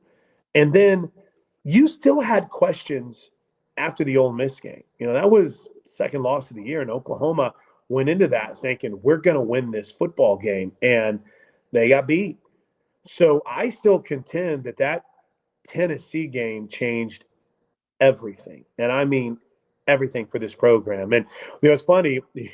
There's the Thanos, what did it cost you? Everything. Unfortunately, you lost R. Mason Thomas on that play for the rest of the year, but it might have been one of those moments that really changed the entire trajectory of this program, because in that game, Oklahoma became unstoppable. And it's been defensively, and it's been really cool to kind of see that grow over the last, year now.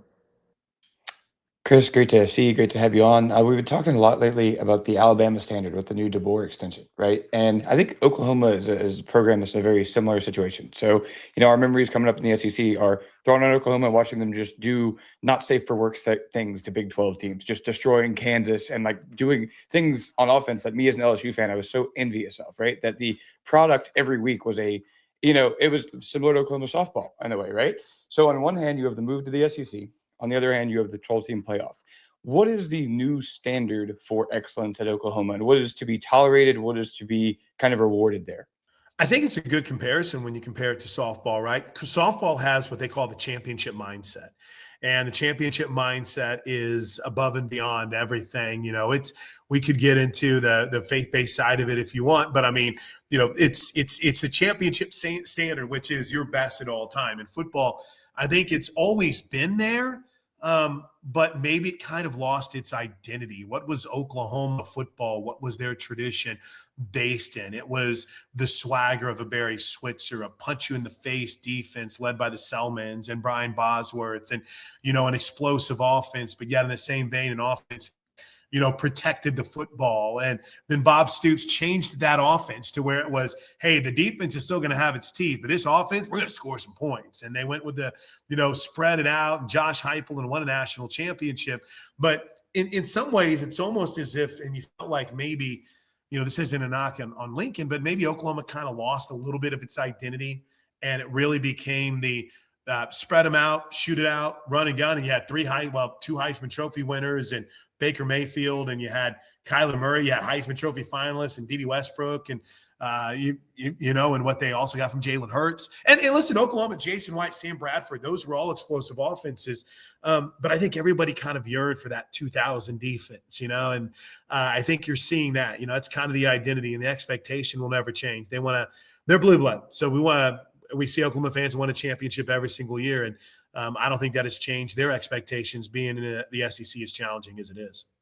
That makes sense. Yeah, we did a throwback game with 96-40 the other day, and just looking at that Bob Stoops defense, it was like, wow, you know, it's reminiscent of the Venables one they have now. Speaking of expectations, John Mateer is a guy who I feel like his expectations have been all over the board, right? He transfers in, it's kind of like, who is this guy? Not a lot of like SEC fans are dialed into his tape before OU. Starts off the season so strong, right? Has that win at Michigan. He's being seen as like a Heisman contender or favorite potentially. Then you kind of hit that rough stretch. But to your point, they find their stride later in the season. It's a little bit of Satania. It's a little bit of defense. What is a reasonable expectation for this pairing of him and Arbuckle in year 2? Yeah, you know, honestly, it's been the story of camp. It's been the story of camp, John Mateer. And he has been as dialed in, I think, as you would want your quarterback to be. You know, the reality is a lot of it – fans aren't going to buy – those that are non-believers in John Mateer, guys, they're not going to buy any of this until they see it on the field, right? They want to see it against Texas, I think, more than anything else. They want to see it on the road against Michigan. But, I mean, you know, Brent Venables has been great about access to players and coaches and even some practice access. But everyone who goes out there comes away with the same thought. He seems different. And I'm not trying to sell anyone on an overbet here, Connor. I'm not trying to tell them that's the way to go. But, you know, if there's a number that's nice on the Heisman odds for John Mateer, I'm going to look at it, man. It's been pretty incredible. Now, in fairness, there was a lot of Bauer Sharp's going to be an alpha coming out of the first spring camp whenever he was here, and that didn't necessarily go so well for him in a Sooner uniform. But this seems to be a really good vibe. And I'll add this. You know, Kevin Wilson was on staff last year, former Indiana coach, longtime Oklahoma assistant. He joined Brent's staff last year, and I think he has a little bit more of an active role. They're really focused on getting the running game going this year, and I think part of why you see maybe a little bit more of a confident John Mateer and maybe even a little bit more swagger, if you will, a little bit more aura, is because he has what it feels like an improving running game and a veteran now offensive line and some more playmakers. So there's a lot of reason for excitement around John Mateer. And, you know, Ben Arbuckle has another year in the SEC, right? He learned how to attack that league. So I think it was good for both of them. And, you know, it sucks to lose games, but you made the playoffs. And maybe in 2026, you might be better for some of those lessons you learned in 25. Look, Chris, we fell for the Bauer Sharp thing in Baton Rouge too. I don't blame you guys for that. But no, I mean, we heard a little bit of that media days coming out that a guy can have an alpha personality without maybe playing that way on the field. And I think that's true about his personality, at least. Yeah, he's a dog, man. He is. You know, if you guys ever will get a chance to talk to him, I mean, he's a really good dude. So I was having a conversation with a fan today, just a dude that I work out with at my gym. And he was telling me one of those John Mateer stories where, hey, this weekend my kids were at an event and John Mateer was there, and I tried to make her feel better because she was nervous about going up and meeting him. He sat and talked to her for like 20 minutes, blah, blah, blah. I mean, it's almost like he could there's a little bit of a Mayfield tint to him, you know, in his personality. Now personality-wise. Now Baker's the ultimate here. And I don't want to get too carried away, but in the personality side and kind of in the embracing of the fan base, he's got a little bit of that to him, and it's been really cool to see. Okay, so we've got the positive. Okay, I think that's established. That's the good. I'm fascinated to see how it plays out with Ben Arbuckle. And what do you think is more likely, that he gets his first head coaching gig after this season, or he gets fired? Because that's just been. Look, we're talking OU offensive coordinators lately. Yeah, I don't think anything can be assumed. I would tell you something. I'm buying some Ben Arbuckle right now. I'm buying. You know, he was, you know, reportedly early in the season was the apple of a lot of people's eyes, and then John Mateer gets injured, and the offense really goes south. Yeah,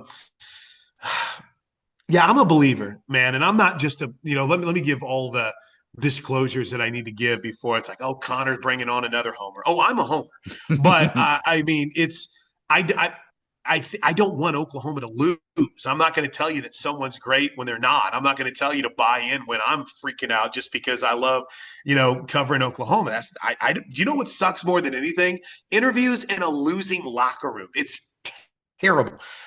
So I want them to win, and I think that's the path right now. I think Ben Arbuckle, again, they've got an offensive staff that has had a year to mesh. Jason Witten has been as advertised, with the addition that he's had to the coaching staff. Now, I'm not here to try to tell you, oh, you're suddenly going to have 3 All-Americans at tight end, but, you bring in his veteran and experienced nature.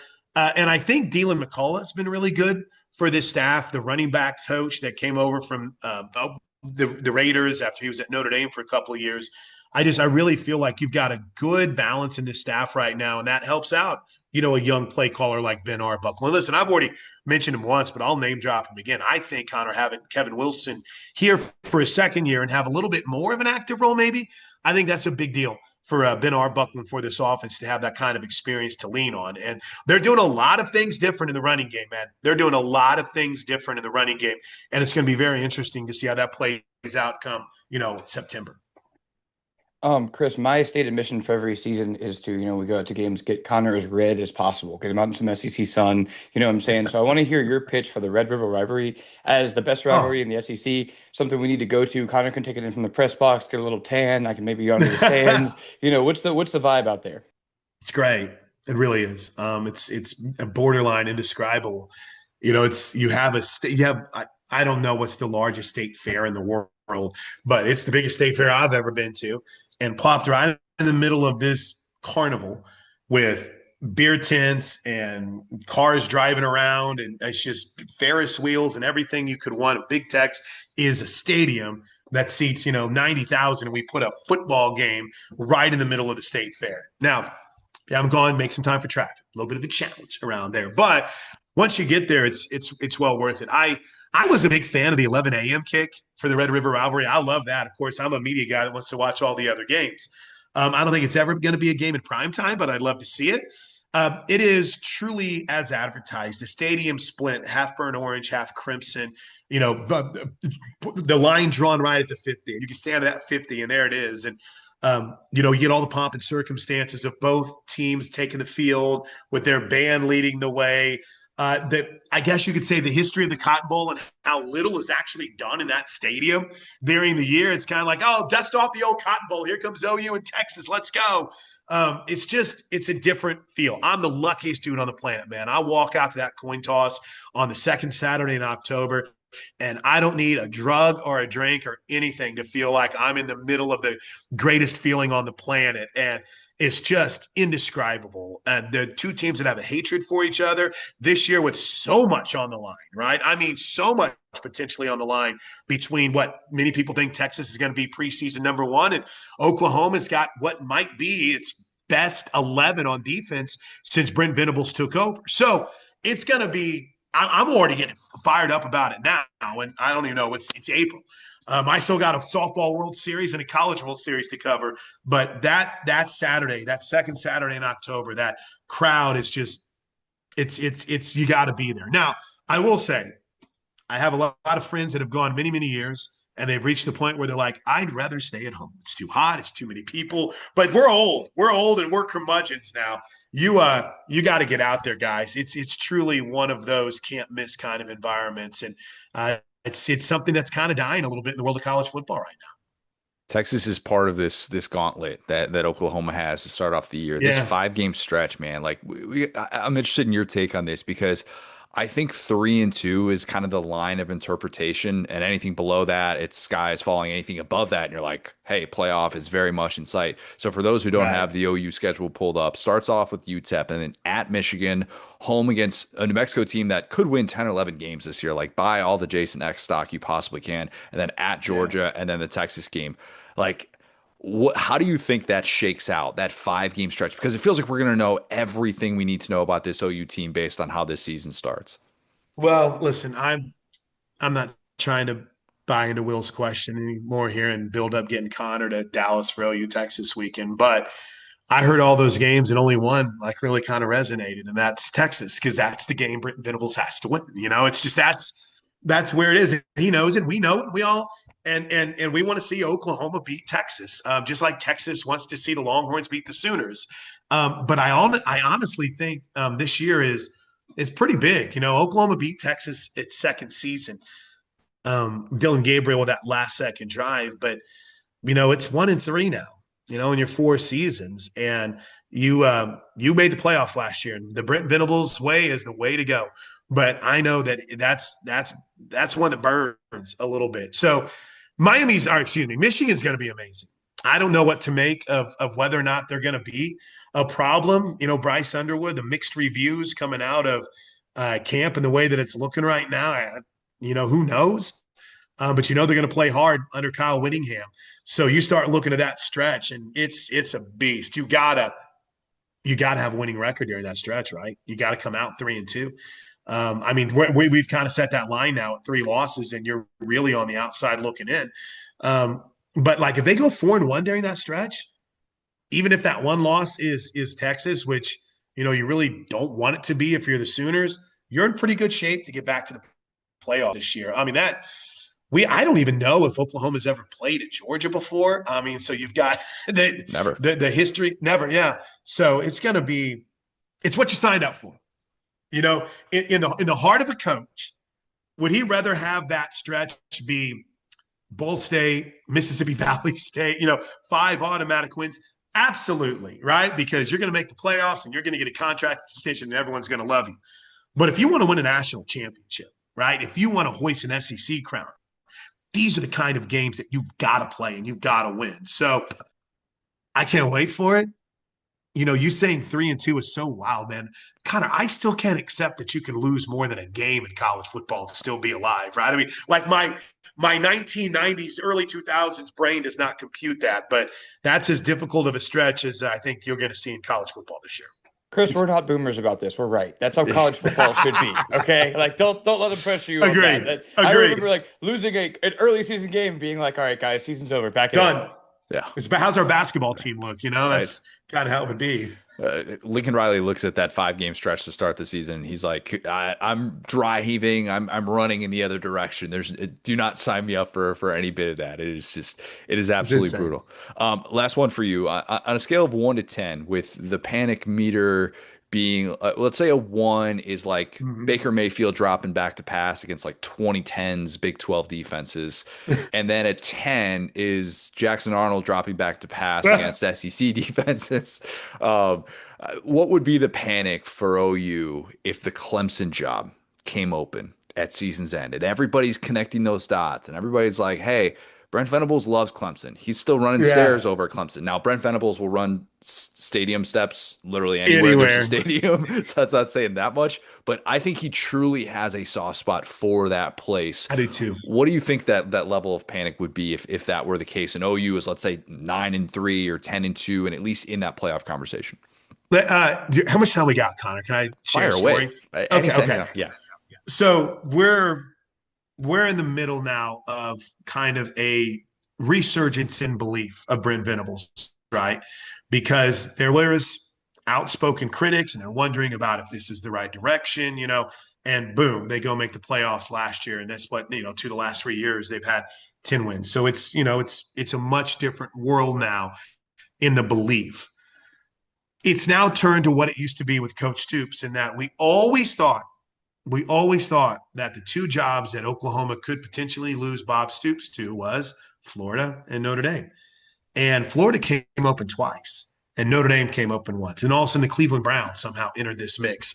And, I remember Bob Stoops, and I want to say it was right after Spurrier retired. So, Connor, you're better at history. Are we talking like 04, 05 in there? We're talking 01, very early. Oh, wow. Oh my goodness. So in 01, there was a lot of people that thought that was it. And Bob Stoops was going to Florida. And, I had people that were saying he's 60% gone, and it's like, wow, we got to rebuild this thing again. And Bob Stoops always came back. And the one thing that he always said every time, if it was, it was twice with Florida. It was, Ohio State, whenever I want to say Tressel, whenever they hired Tressel, Bob Stoops was being talked about as a candidate for that. Notre Dame, as I mentioned, it seemed like every time that there was a vacancy there, the Browns called him, and he had the infamous line where he's at a press conference and they're like, Bob, can you talk about the Browns calling or what that was about? He goes, well, the phone rings, you got to answer it. It's just one of those great kind of Bob Stoops avoidance lines that he had. But he would always go back to a Barry Switzer phrase. And he said, the Barry told him if he left Oklahoma, there would be a line of people waiting to get his job. And it's hard to replicate and replace, what you have here, which was alignment. Now, fast forward, what is that? 2002, 2004, 2006, 20 years later. And the alignment's a little different, right? Joseph Harris was the president when Brent Venables was hired. You got a president that is all in, man, balls to the wall for you. But you do have a new athletic director and Roger Denny, and you have a general manager and Jim Nagy who was brought in during this process. Now, I see this. They all get along.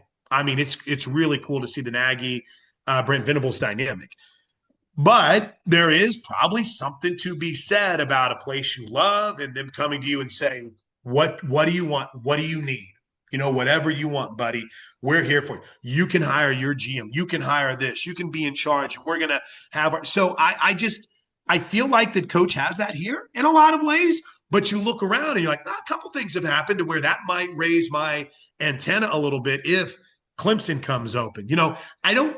I think that's, with Bob, I said there was a handful of teams. I don't think there's more than Clemson that Oklahoma would have to worry about. Now, they take care of them. They gave him an extension when they were not playing their best football, and they believed in him. And I think that matters a lot to Brent. But, man, it's going to be some, especially if Oklahoma makes a run this year and then Clemson comes open, there's going to be some nervous people, that's for certain. But I think if Brent Venables wants to be at Oklahoma and Oklahoma wants Brent Venables, I think that's going to be a marriage that's going to last a long time. So like this will be on Old Takes. This will be on Old Takes Exposed in exactly 3 years from now, whenever Venables takes the Clemson job. It's like, look at this dope who said he wasn't going anywhere. But anything's possible in the sports world. I just think it's a really good relationship right now. It really is, and it's exciting. Relationships matter. Who your boss is matters. Alignment, all of that stuff factors into it. And I don't know that it'll come to a head with Brent Venables, but you could certainly see a situation in which that's discussed heavily. Chris, you're the best, man. Really, really appreciate it. I know you got a million things going on. It's all good, man. We worked through our technology They'll issues. never know. They'll never know. They have no idea. They have no idea that happened. Thanks, man. We'll do it again real soon. Thanks, Connor. Will, it's good to hang with you, man. Appreciate you guys, and let's do it again soon.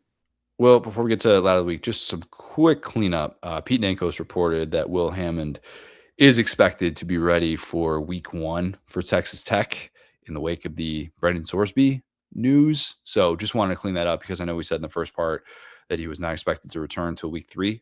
Maybe a little bit of a reason for an expedited return to action for the Texas Tech backup. Hey, bud, how you feeling? Feeling good? Feel like you can go? You good? Coach, we talked about time. Why you calling me that? Don't look at your phone, brother. Yeah. You said mid-September. I'm thinking like late August. Maybe we do that, and you'll be fine, right? Like you'll be good. The Will Muschamp ACL recovery plan. Just rub some dirt on it. Get you some Russell Wilson. What was it? CTE water. You'll be good. Yeah. Yeah. Will, Loud of the Week. Fire away. Yeah, man. So my Loud of the Week is a little bit sentimental this week. It is my parents. So I've been with my family's company for a year now. Just celebrated my 1-year work anniversary. Did the Parade of Homes up in Birmingham. And for the TNR audience, it's Signature Homes. May have doxed myself a little bit there, but that's my parents. And, I very early in my life said, I want to go, have a different career than my parents, kind of get out of their own shadow or get out of their shadow. Went and worked in television, worked with SDS, covered the NBA, did a bunch of really cool stuff. But I had an opportunity, through having, got laid off last year to come back and run their marketing, and had just one of the coolest moments in my life that I will just cherish forever this weekend, where I was riding around with my stepdad, looking at, just the amazing product they had built around their community. Is called Everly. And it's got, 55 plus, it's got townhomes, it's got condos, it's got everything. And just going through there and seeing like, wow, like this is really my parents. These are the people that I love so much. And I was so proud of them. And then seeing, we were able to redesign their logo, which was a 25-plus-year-old logo. My guy, Shrodrick, who's going to do, we'll talk about our new branding probably next episode, but he's doing some really cool stuff for us here at the OG Kickoff. He's the best graphic designer I think I've ever seen in my life. And seeing, the housing weatherproofing wraps as they're coming up with a logo that I helped, design was just so surreal. And just like I said, riding around with my stepdad, it was like, he's such a chill, cool-headed, polite guy. And I'm always the yapper. I got that from my mom, obviously. And seeing him interact with customers and seeing the smile on their faces, and it was like me talking about the Emory and Henry formation. It was like, he started talking really fast. He started talking with his hands. I was like, wow, you love this. This is like being riding around with Nick Saban. And so it's cool. I joked with him that I feel like Lane Kiffin when he went up there to Alabama. And it's just so cool to see just the machine they built, and that they are my parents, and that I've only known them as great parents. It hasn't taken over our lives. They haven't been absentee. They've been at the dinner table every night, picking me up from school, doing stuff like that. So it was easy for me to just go, oh yeah, that's my parents, and not really process that it was real. But watching, our goal was for 500 foot traffic for 2 weekends. And my team was able to do a marketing campaign. They got 430 in one weekend. And I was just sitting there wow, I'm part of this. I'm the next generation. It's just so cool and such a blessing. And, you always got that thought that, you might be, who's our guy? Who is the Iowa coach's son, Brian Ferentz? You might think to yourself, maybe you have the Brian Ferentz this family. I don't know, and so having a year under my belt, and having some real successes that we can point to and say, hey, look at the logo, look at this big event we threw in December, look at this event we had last weekend, and just be part of it. And especially, as they're getting a little bit older, knowing that I'm going to cherish this time for the rest of my life. So just a really surreal moment, and that I'm just so proud of them, man. It's really cool when you have the realization of what your parents bring to the table, kind of in all facets. I don't think I fully realized it until I was in my late 20s of why my dad was so good at what he did and what my mom was also really good at. Like my mom was a kindergarten gym teacher my entire life. My dad sold cars my entire life. And you see your parents go off to work in a given day and stuff like that. And you have this understanding of this is what they need to be able to do to be able to provide for our family, all these different things. And then it's almost, you have this moment where you've been in the professional workplace for, I don't know, 10 years or something like that, or whatever it is. And you think about your parents of what they bring to the table in that area. And it kind of makes you appreciate them that much more. At least it did for me. And it's cool seeing you get to have that working side by side with them. Where, by the way, Will, when we recorded on Thursday night, we were recording a recap of the NFL draft.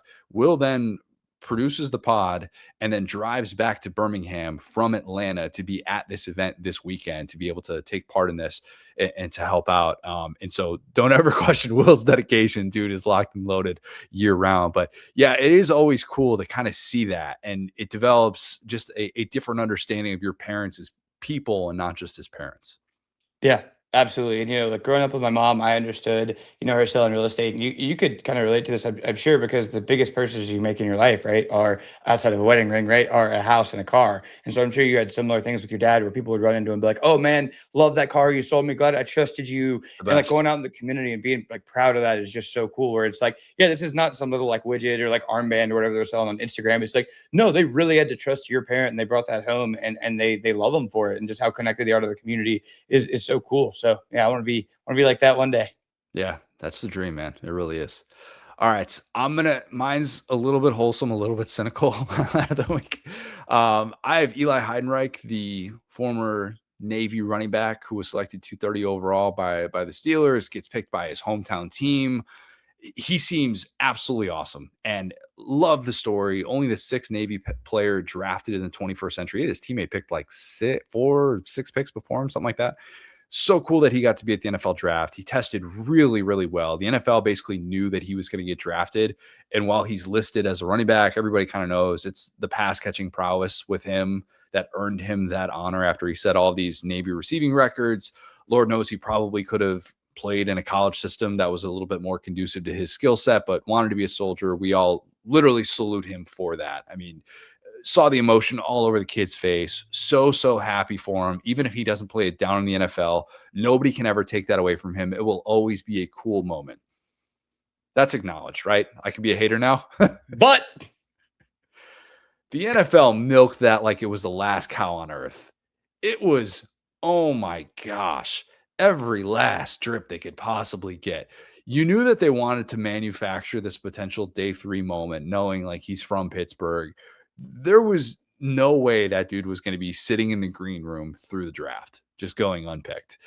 There was clearly communication from several teams that if he was going to be there on day 3, he was going to be picked. Like, nothing wrong with that. I get that. The Steelers picking him probably wasn't predetermined. I'm not saying that was. I'm not that cynical, but man, they have him do this massive walkout. Goodell hugs him for roughly 12 minutes. They have him walk out then onto this stage in the crowd, this stage that's just randomly there. It's just a little platform, and they give him the terrible towel and they have him start waving it. That part was just kind of awkward. I didn't need that. I didn't need that. And it just kind of pains me to think that people definitely sat in a marketing meeting and said, you know what we should do on day 3 that would really get people going? You know what's going to be a good clip that we're going to be able to capitalize on? And then they paint this scene. And like, to me, that's the part of it that just doesn't sit right. And I get it. It's a content game, but it just went on for so long. And it felt kind of forced by the end of it. And it could have just been watching him celebrate with his family. That would have been a good enough moment. And you still would have gotten everything you possibly could have wanted. We would have understood the story. And it is a great story that needs to be told, not just at the same pace that everybody else is. Like, I fully acknowledge that. I just would have rather had that than the NFL very clearly trying to capitalize and seize some day 3 content. I love the kid. Salute him. I do not salute the NFL for very obviously saying we need to make this a viral opportunity for us. That part just kind of sucks, in my opinion. Yeah, this is might be a little bit over my skis here. I have a pretty good amount of military friends for a ton of different reasons. Sick brag. I mean, they're just great dudes. One thing about military guys is a lot of them are very reliable. Peyton, ex-military guy. Yep. And so that being said, like, what I've talked to about them, and we've had some of these conversations about that, is that a big struggle for the ex-military guys is to be viewed as just regular, normal humans when they like enter back into the workforce and stuff. And that a lot of the guys that are very connected to it do not like the pomp and circumstances. Yes. This guy's a hero, so I'm gonna shake your hand. Like, that's the joke I was like tell Peyton. It was like, oh, and so like every time there's a military like appreciation night, let's go, Peyton. He's like, don't make me stand up. It's like embarrassing. Not that he's ashamed of it, but he just wants to enter civilian life. And in the same way, sure that like this guy wants to just be in the NFL, just be a regular player, just not have a camera crew following him around. So I would say that again, I'm not a veteran or anything, but from my veteran buddies, it's pretty much consensus of like, hey, no, I'm not close. But that kind of consensus is like, if you want to honor someone who's in the military, just treat them regular. They give each other crap all the time. They're great dudes. Like, don't just like be in awe, like, oh. And so like for a guy like that, I would think it's nice to be acknowledged, but at the same time, like, making the NFL roster and being productive is such a big thing that you almost don't want that extra level of, and that's kind of the thing is that you just said, like, yeah, he probably could have played somewhere else, maybe D1, maybe P5, and he obviously already sacrificed to go here. So he doesn't want to have this other level of like scrutiny or make it seem like that was a mistake because he did something that was really selfless. So yeah, I'm right there with you. It's an amazing story. Like, I don't want to take away from that. You're so right. It's an amazing, amazing story. And you see, it's kind of funny how we say, oh, that never happens again. You look at like a Staubach or like a David Robinson. Oh, no, that'll never happen again. These guys. And then you look at this draft and you go, I don't know, man. Maybe these ballers are still in the military football team. So congrats to him and then hopefully a long NFL career. Yeah, there is something to be said for that. And I've heard there is some changing philosophy on what it means to kind of go through the service academy in terms of what it means for your next level prospects. But yeah, even when they show him when he's initially getting drafted, there's nobody within, I think, 6 feet of him, which is very clearly a producer saying, everybody back away. I need to be able to get this shot. And I get it. You've been waiting all day. You've been waiting all day to be able to get the shot. You know that you can't mess this up. You can't have like, weird angle and you've got like mom coming in here, but there is nobody within arm's length of him or, I don't know what the radius bubble is around him, but the thought of like some producer going, hey, clear out. We got to get this perfect shot. We got to make sure that we show him in his uniform. And we get it. Trust me. Unbelievably noteworthy thing. Cool moment. A little over the top with how manufactured some of that stuff was at the end. Anyway, I'll stop being a cynic. Yeah, and again, it's not a charity pick. Dude's a baller. It's just a preacher of it. Great player. That. Yeah. Great player. 422 like McCaffrey. He's getting the McCaffrey comps with how he performed at the combine and everything. Like, really, really good player. The story itself is awesome. It would have told itself. All right. If you hate that take or hated any other take or like the take, email us, theogkickoff@gmail.com. We would love to be able to hear from you. Please leave us a 5-star review, subscribe to The Next Round, as well as the OG Kickoff on YouTube. Follow us on Twitter @CJ O'Gara, @GoSoHard. Thanks, guys. Talk soon.